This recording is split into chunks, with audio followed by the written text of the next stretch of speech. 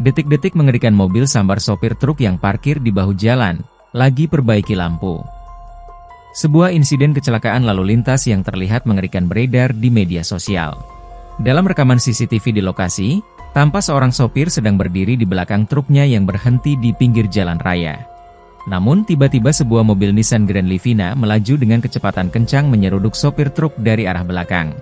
Setelah ditabrak, sopir itu tergeletak tak berdaya, tubuhnya nampak berada di bawah bodi minibus tersebut. Informasi itu salah satunya dibagikan oleh akun Instagram @batangupdate pada Minggu, 20 Oktober 2024.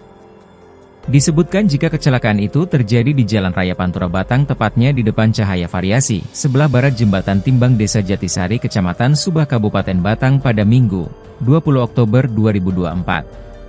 Kecelakaan tragis itu melibatkan truk yang sedang parkir di tepi jalan dan minibus jenis Grand Livina yang melaju dari arah timur. Peristiwa itu berawal ketika sopir truk sedang memperbaiki lampu belakang kendaraan di bahu jalan. Tak lama kemudian, terlihat minibus Grand Livina melaju dengan kecepatan tinggi menyambar belakang truk yang terparkir.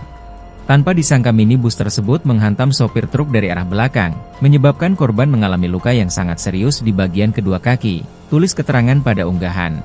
Sementara itu, mobil Grand Livina nampak mengalami kerusakan cukup parah di bagian depan.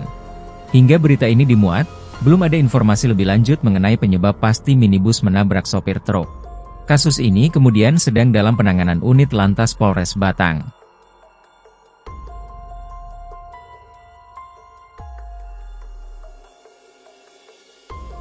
Download Tribun X sekarang, menghadirkan lokal menjadi Indonesia.